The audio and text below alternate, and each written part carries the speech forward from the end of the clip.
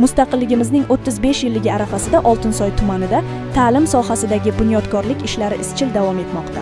Bugun o'quvchilar yuklamasi yuqori bo'lgan 26, 23 va 43 sonli umumta'lim maktablarida mukammal rekonstruksiya ishlari yakunlanib, zamonaviy ta'lim maskanlarining tantanali ochilish marosimi bo'lib o'tdi. Yangilangan maktablarda o'quvchilar uchun zamonaviy, qulay va munosib sharoitlar yaratildi.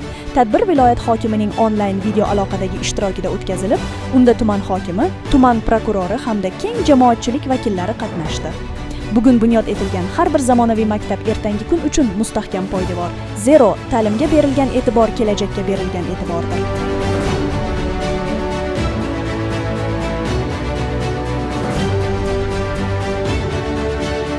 Toshmurod Bozorqimar Oltinsoy tumanidagi 23-chi umumyurtda ta'lim maktabiga 25 yildan beri rahbarlik qilaman.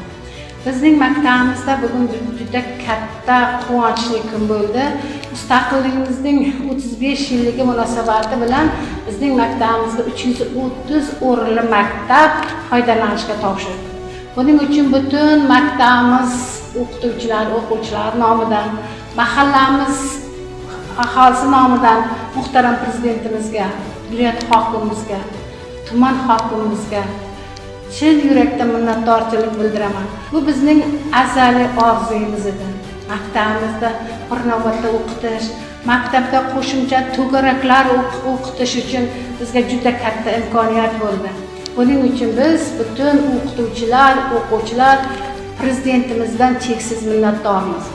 Men shu fursatdan foydalanib butun yurtdoshlarimiz, tumanimiz aholisini, xalq ta'lim fidoyilarini, maktabimiz o'quvchi-o'qituvchilarini mustaqilligimizning 35 yilligi bilan qizg'in tabriklayman. Doimo yurtimiz tinch, osmonimiz musaffo, prezidentimiz omon bo'lsin.